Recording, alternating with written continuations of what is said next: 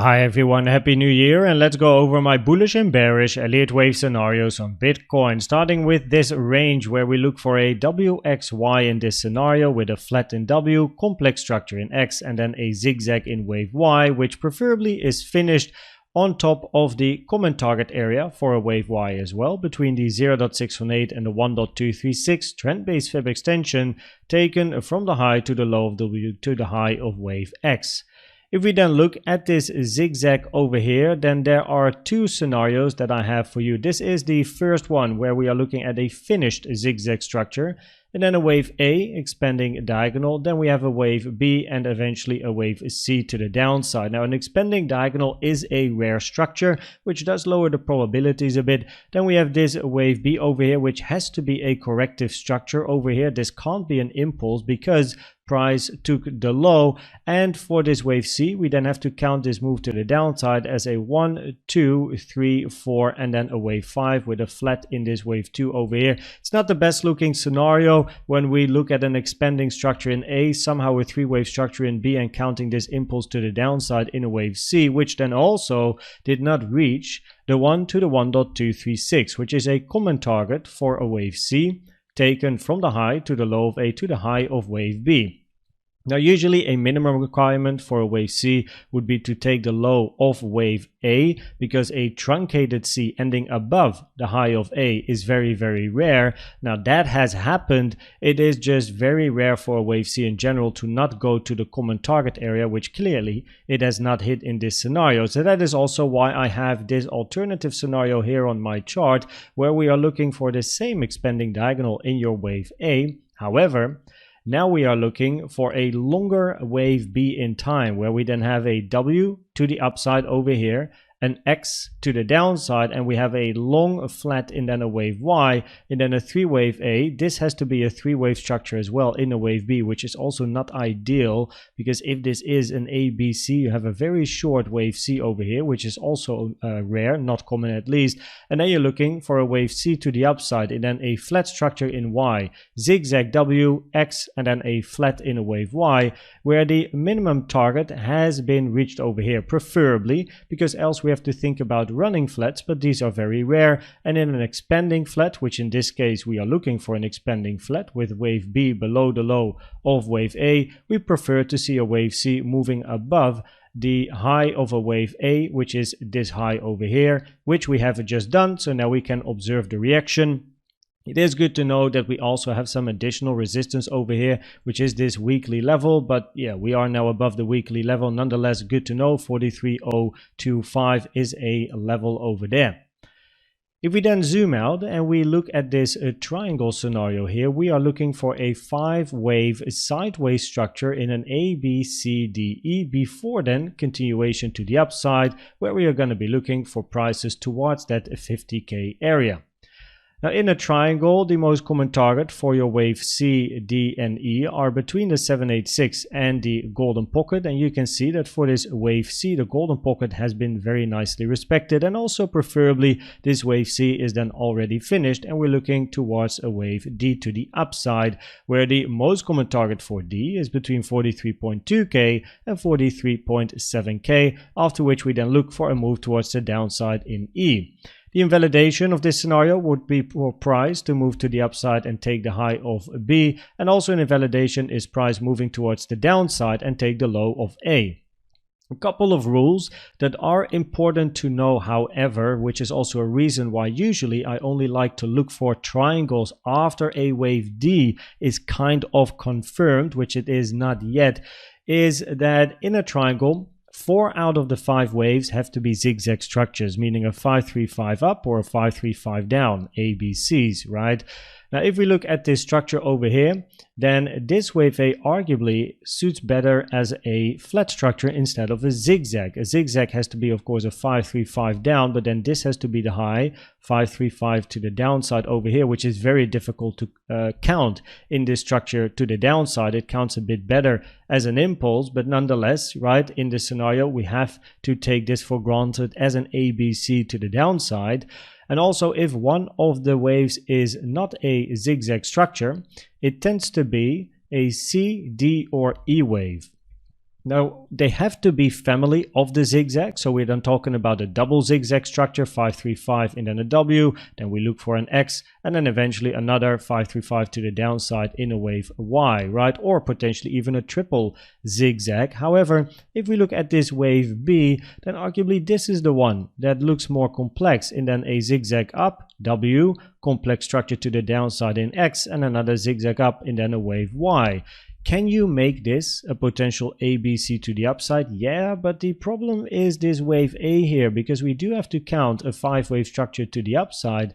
If we move to the 1 hour time frame, then you can see, okay, well, we could have a 1, 2, and then a 3, 4, but where's your 5? We never managed to get above this high over here on the Coinbase chart at least, but in general it would really lower the probabilities for this to be a 5-wave structure, and a truncated 5th wave in an impulse is very, very rare and therefore also never preferred. So it's not the best looking start for this triangle. Now this wave C here could be a complex structure in a WXY, so I'll show in a second. And then we want to see a zigzag to the upside in D, which does mean we want to see a 3-wave structure to the upside instead of price continuing to push. If we look at this micro scenario here for then a potential wave C, right, to finish this structure, we are looking for a W, X, and then a wave Y. 3-wave structure in W over here, then we have then a zigzag, right? Then we have this wave X in a flat and another zigzag to the downside in wave Y.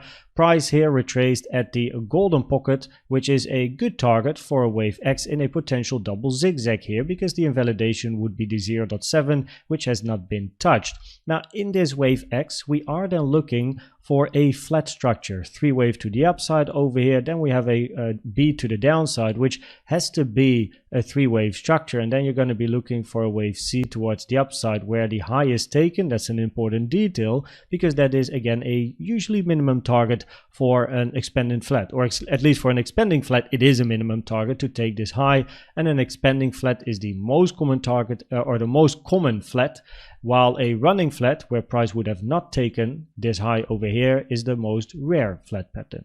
Most common target area for a wave Y between the 1 and the 1.236 as respected here, taken from the high to the low of W to the high of wave X.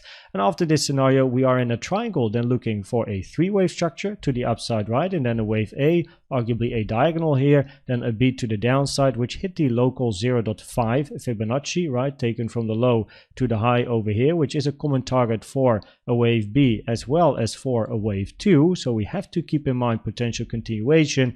And then in the triangle scenario, you're going to be looking for this move to the upside to then be a 3-wave structure, where you then have your wave A finished, B finished, and then you're looking for another 1, 2, 3, 4, 5, where preferably price is finishing around this area over here, because we have this blue resistance area here. It's a nice new target box on my chart between a 43.4k and a 43.7k, which is in confluence with the target area for this wave D. Now if price can move above this area over here, probabilities will increase for continuation. So we always wait and observe the reaction over here. No catching knives, right?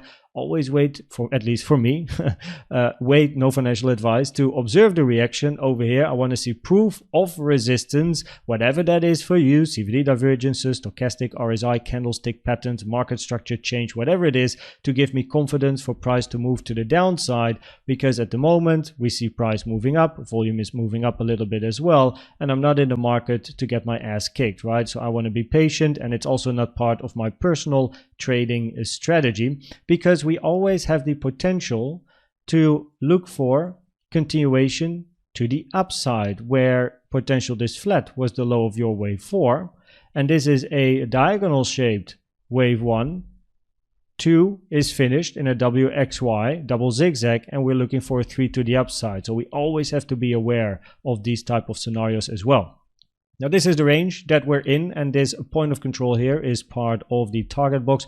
We managed to get back into the range and retest the value area low, increasing probabilities to move to the point of control as well, passing the weekly over here, arguably not giving any sort of resistance whatsoever, increasing the probabilities to move to that blue box over here. That's at least an area that I am interested in and looking for.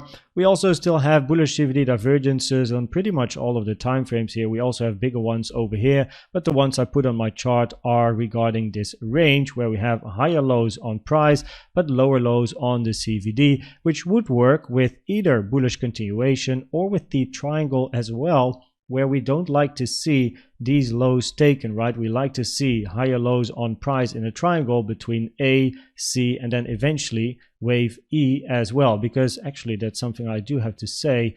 If the low of C is in, which I mentioned preferably it is, you don't actually want wave E to move below this low. So the invalidation would be 41.3k, which also then with the CVD divergences would mean that if price rejects, preferably you get a wave E and more bullish CVD divergences building.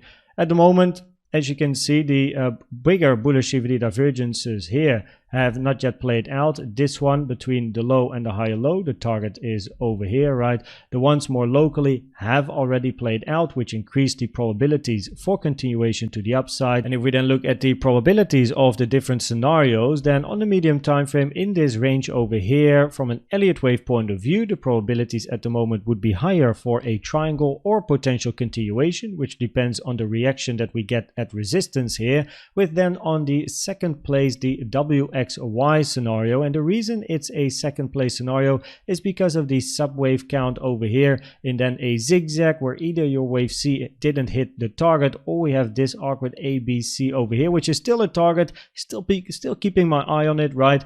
But it is not preferred at the moment compared to a potential WXY here to the downside, which then also on the micro over here is the preferred scenario where we look for a WXY to the downside and we have a move to the upside where this wave Y is either the low for a wave C and then a bigger triangle structure, right? Or we're looking for bullish continuation where it's the end of a potential wave 2 with then on the second spot a zigzag either finished or unfinished, which means either wave C is in and you move up, or you're looking for one more move to the downside to take this low for wave C. I hope this video was helpful or valuable to you. Please check out the most recent educational video I've made about the best trading indicator you can use in my opinion, which is the CVD. And for now, thanks for watching and subscribing, and I'd like to see you at the next one. Bye bye.